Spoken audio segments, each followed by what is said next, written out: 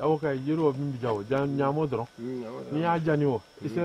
voilà, donc, Attends, un instant. on est à Kawsara. Oui. Comme je vous ai expliqué, Kawsara, c'est un projet qu'on a initié. Et ce projet, on a créé pour faire l'orphelinat, mais en même temps l'agriculture. Globalement, l'agriculture, on va faire le maraîchage, agrumes, les cultures des fruitiers. Mais aussi, on voulait aussi créer certains projets pour aider les enfants, surtout les orphelins. En même temps, ils font les enseignements pour savoir, mais aussi pour faire la formation agricole. Alors ici, Voilà. ici maintenant, Oui. c'est la limite. Voilà, ici c'est la limite. Donc ici, Oui. en tout, c'est 60 hectares. Oui. Donc ici, on est juste à la limite pour aller continuer vers le village qui s'appelle Medina Fass. Oui. Donc ici, on est à la limite de Kawsara. Ou de Kawsara. Voilà. Donc, Et Kawsara, ici, comme vous avez- ici c'est la fin. Ici, voilà, c'est la fin. ici, c'est la fin. Voilà. Donc ici, ça se prolonge Oui. à l'intérieur. Oui. Et cet intérieur, ça fait 750 mètres Oui. à l'intérieur. Oui. Donc ici, ça nous fait 650 mètres. Oui. Et l'autre aussi, ça nous fait 750 mètres. Oui. Donc on est ici en longueur vers l'est, à Ouais. l'est, voilà. Ouais. Et à l'intérieur, pour aller à l'ouest, ça fait 750 mètres. Voilà. Voilà. Donc voilà quoi, on est à Kawsara. Voilà. Ici, c'est la limite, ouais. D'accord. Ici aussi, si on peut dire, parce que puis moi, on a des problèmes de l'eau. Oui. Parce qu'ici, on fait que goutte à goutte. Vous voyez, voilà, ça c'est le citronnier. Oui. Bon, ils sont un peu fatigués pendant la saison sèche. Donc, on a des soucis de l'eau. Oui. Donc, moi, j'ai fait qu'un petit puits pour 10 hectares. Oui. Mais je n'ai pas encore des moyens pour vraiment financer les 60 hectares pour faire les irrigations. Oui. Ouais. D'accord.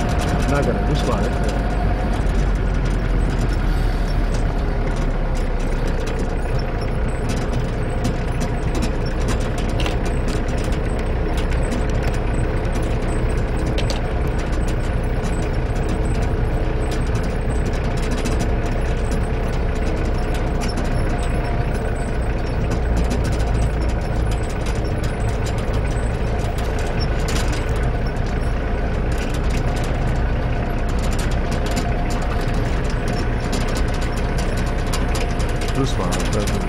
Il fallait pas secret. Vous voyez, c'est les grillages là. C'est les grillages qu'on a fait pour empêcher les vaches de rentrer. Et ça nous est arrivé plusieurs années à chaque fois quand on a commencé à faire vraiment espérer. On trouve vraiment que c'est dommage que les vaches ou les troupeaux rentrent pour manger les plantes, surtout les mangues. Avancez doucement, parce que l'année dernière, on a fait presque 100 pieds de palmiers. Et ces palmiers-là, ils sont vraiment poussés jusqu'à 1 mètre, 1 mètre 50, certaines. Mais malheureusement, après manque de vigilance, les troupeaux ils sont rentrés et ils ont mangé presque tous les palmiers.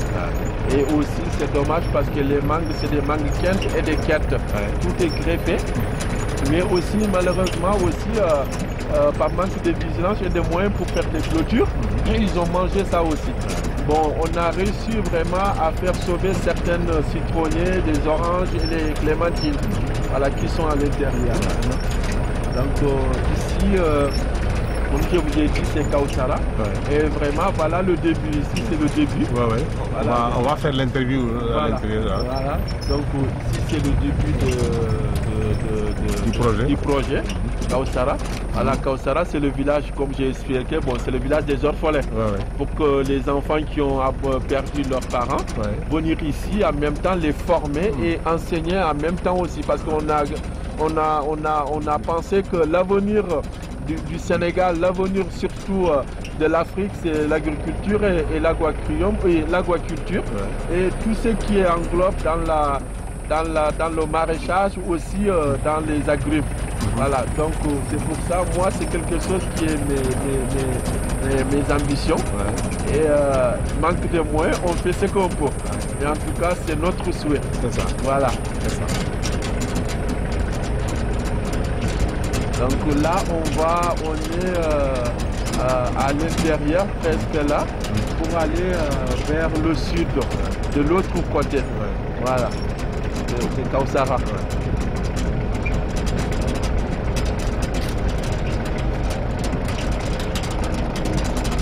Donc vous voyez ici, c'est le portail là. Nous allons rentrer. Voilà, on va rentrer. Voilà, on va rentrer. Voilà.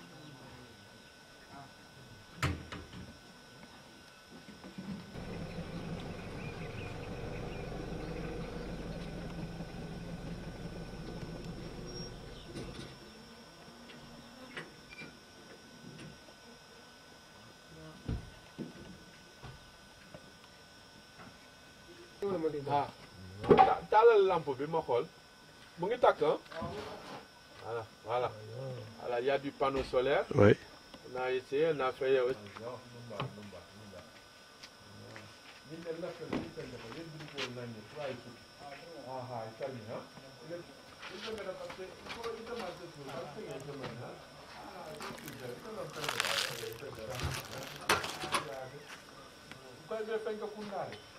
Kamara Kunda.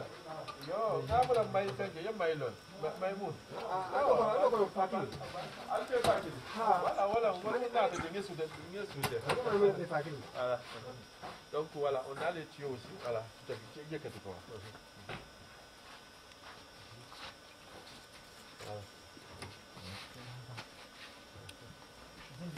Je connais bien. Voilà. Et l'autre, c'est les citrons. Ouais. Voilà. Et ça, c'est les mangues Ouais. que j'ai commencé là. Ouais, ouais.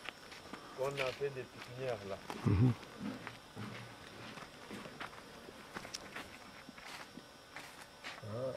Allez, on a fait encore des pieds. Oh, c'est bon, hein? T'as dit bien là. C'est bon.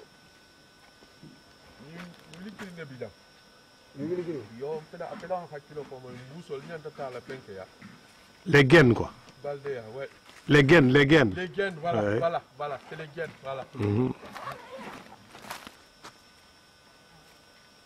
Voilà, ça c'est les mangues qu'on a plantées l'année dernière. Oui, La saison dernière, oui. c'est des mangues, bon, c'est des mangues normales qu'on a plantées. Pour que la saison prochaine, on va commencer à les greffer. Voilà, donc quand on va faire le greffage, ça sera la quinte ou le quinte. Voilà, ou le quette, voilà. Voilà. La quinte ou le quette. Voilà. Voilà. Donc tous ces rangées-là, c'est les mangues jusqu'à là-bas. Ouais. Ici, on a fait en tout 200 pieds. Ouais. Donc, 200 pieds, on a commencé à 200 pieds, mais normalement, notre ambition, ici, par rapport à faire 500 pieds. Oui. Voilà, 500 pieds de mangue, 500 pieds de citron et quelques plantes pour les oranges, les clémentines et des plantes de palmiers. Voilà. Voilà, comme vous avez vu, c'est les pépinières, c'est des citrons. Donc ces citrons aussi, on les laisse pousser un tout petit peu pour les greffer, ou orange, ou clémentine, ou les tangos. Voilà, c'est des variétés. Voilà, en fait, c'est comme ça. Donc là-bas, c'est...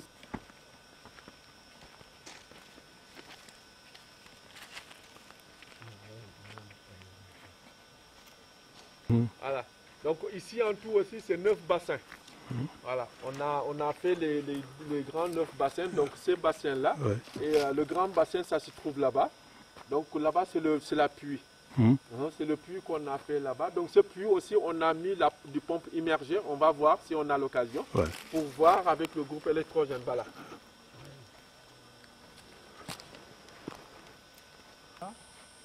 Ça, c'est une autre... Oui. Ça, c'est une autre plante qu'on a greffée. Donc, c'est l'orange, ça, en fait. Donc, c'est orange, on appelle ça tango. Voilà, c'est du tango. Ouais. Et l'autre, celui-là, qu'on a fait, tout ça. Et ça, c'est une autre variété aussi. Voilà, on a fait. Et ces plantes-là, ils ont dû avoir un peu de retard par rapport à feux de forêt. Voilà, on a eu un peu de soucis ici par rapport à l'insécurité. On est affronté avec les problèmes de feux de forêt. Et volontairement, il y a certaines qui mettent des feux sur les plantes, volontairement, malheureusement, ici en Casamance. Mais avec l'aide de Dieu, avec les ambitions et les gens qui sont de bonne foi, on a réussi aussi à sauver certaines plantes comme celle-ci-là. Voilà. Donc c'est là, à partir de l'année prochaine, il n'y a plus besoin d'arrosage. Voilà. Donc celui-ci, il sera sauvé si Dieu le souhaite. Voilà. Voilà. L'autre variété, c'est du clémentine. Bon, le clémentine, c'est voilà, c'est un peu différent du Maroc. Bon, ça se rajeunit pas, mais plutôt verte. Ouais. Voilà. Et c'est très sucré, ces variétés-là. Donc, toutes ces variétés, je les ai eu à Kafountine, à côté de Kafountine, qui s'appelle Almada. Donc, c'est là-bas où je prenais des pépinières et les importais ici, à Kaoussara. Ouais. De faire le greffage parce que c'est du citron. Donc, on l'a greffé, on a déjà enlevé du plastique. Donc, ça, l'année prochaine, avec l'aide de Dieu, la prochaine saison de pluie, après cela, il sera sauvé. Donc, il n'aura plus de citron, mais il aura une autre variété de l'orange. Voilà. Et celui-ci, à chaque fois, comme j'ai dit, à chaque fois qu'on enlève pour pas qu'il y ait des difficultés d'avoir des greffages. Ouais. Voilà, c'est pourquoi à chaque fois on enlève. Et voici le puits. Ouais. Voilà, ce puits qu'on a fait avec nos propres moyens. Le puits, c'est 21 mètres. Donc 21 mètres qu'on a creusé. Et avant, on n'avait pas de pompe immergée. Voilà. Et après, on a réussi avec l'aide de l'association, comme on avait une association Basmalatou, qu'on a créée en France pour l'orphelinat, mais aussi pour le projet agricole ici. Donc on a réussi à avoir le pompe immergé. Ces pompes immergées qui, voilà, aspirent de l'eau. Et après, il remplit le grand bassin. Ces grands bassins distribuent à les petits bassins pour vraiment faciliter l'arrosage. Parce qu'ici, après la saison de pluie, on a vraiment affronté des difficultés de sécheresse. Si on n'a pas de l'eau, on ne pourra jamais réussir vraiment pour faire des plantations. Donc, vous voyez, avant, c'est ces colis-là qu'on fait avec la corde. Mais petit à petit, on réussit pour faciliter d'avoir de l'eau. Voilà, voici le grand bassin qui est là, ce grand bassin. Ouais. Voilà, ces grands bassins qu'on remplit. Après, on refait aussi avec les petits bassins. Là. La distribution dans les... Voilà, dans les distributions, dans les petits bassins. Ouais. Ouais.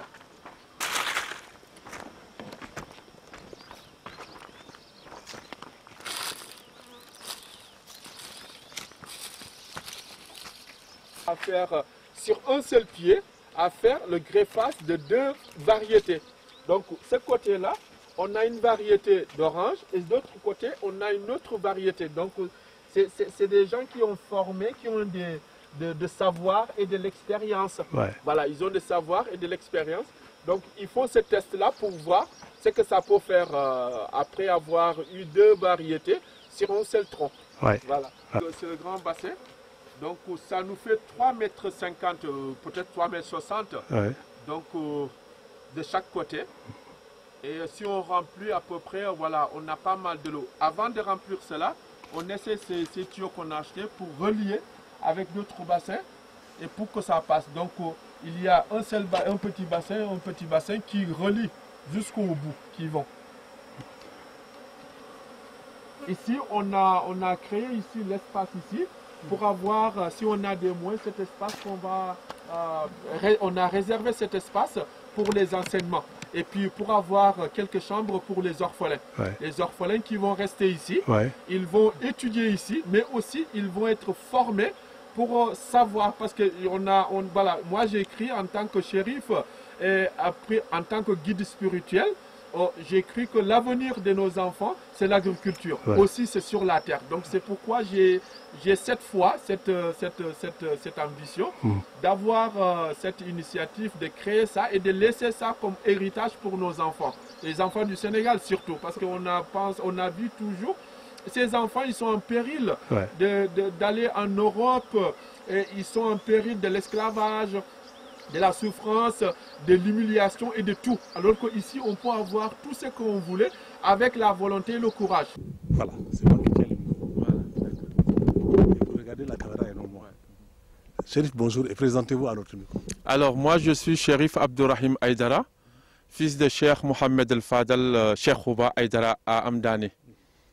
Alors, donc, Chérif, je veux que vous nous fassiez une petite présentation d'abord de Amdani avant qu'on vienne comme ça.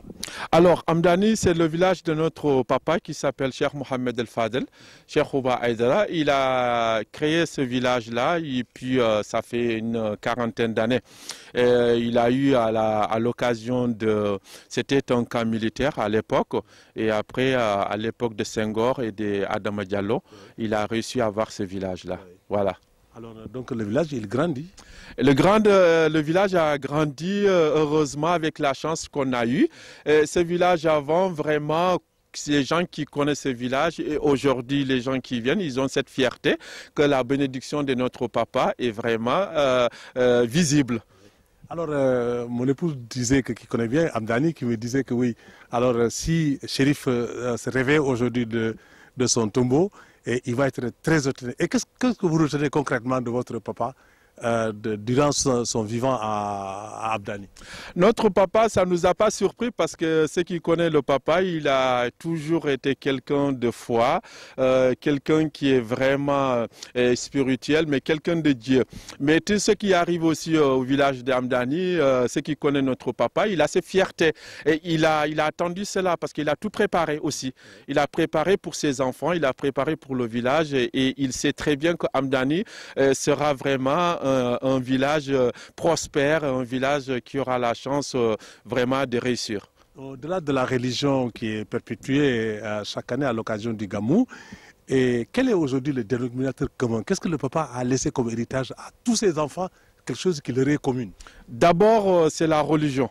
Et après la religion, notre papa, comme il nous a formés en tant que shérif, mais aussi il nous a formés comme cultivateurs. Parce que c'est cette terre qu'il nous a laissé. Et il nous a fait éduquer d'agriculture. C'est notre base pour survivre et vivre. Parce que comme les chefs, les guides spirituels, les chefs religieux, mais aussi particulièrement les gens de Dieu, ils savent toujours l'avenir. Et cet avenir qu'il a vu dans sa vision, il a vu que l'avenir du Sénégal, mais en particulier pour sauver les gens à l'avenir, c'est la terre. La terre ne ment pas, donc c'est cette terre qui nous a formés pour faire l'agriculture. À l'époque, on cultive pendant la saison de pluie, je me rappelle, des centaines d'hectares, du mil, du maïs et certains de l'arachide.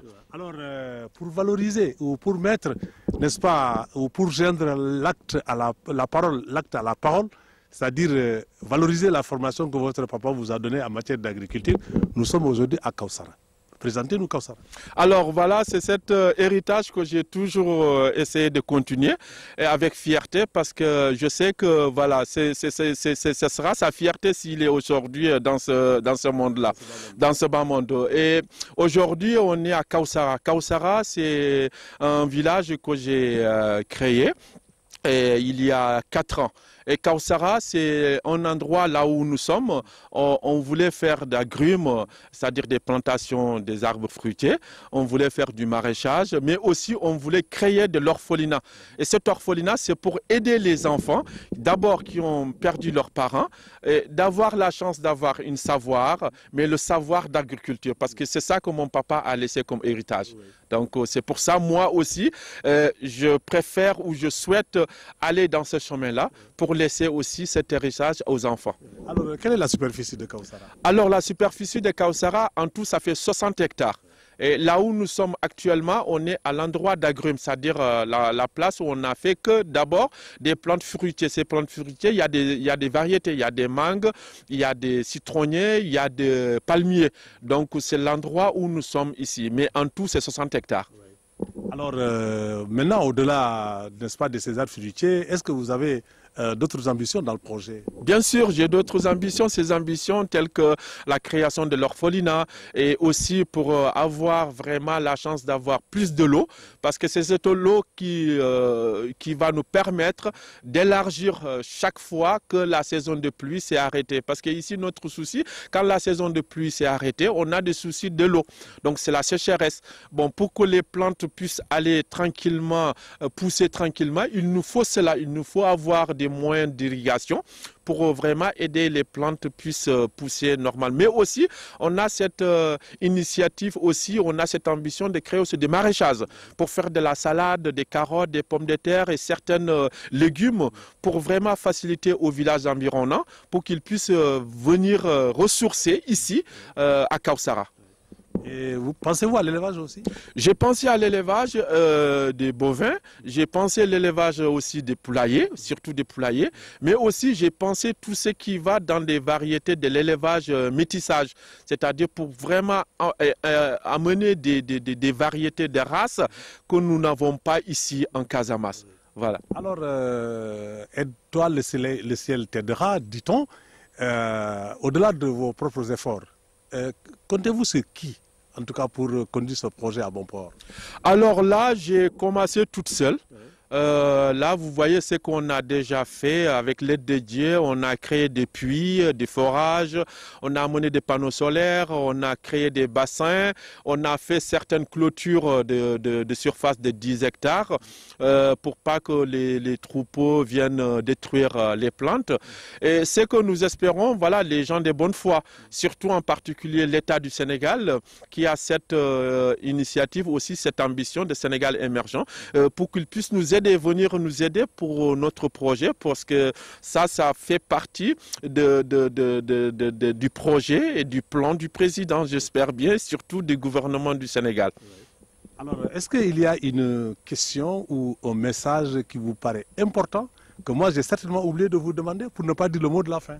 Alors, ce que nous voulons vraiment faire, on sollicite tous les gens de bonne foi de venir vraiment nous soutenir ici à Kawsara. Et aussi tous ceux qui ont des savoirs sur les techniques, sur les plans ou sur les méthodes pour qu'on puisse vraiment développer ce village-là, ça sera des bienvenus. Et ce que nous voulons aussi, c'est des moyens matériels surtout d'agricole, parce qu'on voulait vraiment faire non seulement d'agriculture, d'agrim, de maraîchage, d'élevage, mais aussi d'enseignement, que ce soit de savoir de l'école, mais aussi de formation pour former les gens. Donc c'est ce que nous sollicitons vraiment, des gens de bonne foi, mais aussi des bailleurs et tous ceux qui peuvent venir nous aider ici. Voilà. J'ai vu GIE Bassimala, j'ai vu Association Bassimala. Et à quoi tout cela rime avec Kawsara? Alors, comme j'ai la chance, je fais beaucoup de déplacements, je fais des voyages en France, en Europe, j'étais en France. Donc, je suis actuellement même en France depuis une dizaine d'années. Et après informer certaines amies, certaines personnes, ils ont décidé, ils ont ce souhait de me faire créer une association. Et cette association, il s'appelle Association Basmalatou. Il est visible sur Google. Et cette association a pour but de m'aider, surtout d'abord de faire la création de l'orphelinat. Et cet orphelinat d'abord, ils sont en train de collecter des vêtements, des matériels. On a créé, on a avoir certains bidons qu'on a déjà remplis. Maintenant, on a des moyens pour avoir du conteneur pour faire amener ces vêtements et ces matériels ici. Donc, on a cette association. GIO, c'est moi-même qui l'ai créé et je suis le président. Et ce GIO, comme j'ai tellement de talibés, des gens qui veulent m'aider, et les enfants. Et j'ai créé ce GIO pour qu'ils puissent aussi venir soutenir ce projet Kawsara ici. Alors, vous êtes dans la logique ou dans la dynamique de lutter contre l'immigration clandestine, comme disait souvent Mbokemi? Tout à fait. Tout à fait. C'était vraiment mon premier souci. Et parce que chaque fois quand j'entends que mes compatriotes ou bien j'entends que des immigrés, surtout des Africains en particulier, ils sont tombés ou ils sont traités comme voilà, Méditerranée ou bien ils sont traités comme la traite des êtres humains, ça me attriste et puis ça me fait mal en tant qu'Africain. Mais aussi, au-delà de cela, c'est pour aussi donner une ressource aux enfants pour qu'ils puissent vraiment ressourcer ici sans vraiment aller à leur péril, voilà, à leur péril de leur vie, parce qu'on ignore toujours là où on va. Mais là où on est, si on sait là où on est, on peut réussir et vraiment pourquoi pas y rester. Je vous remercie, Chérif. Merci.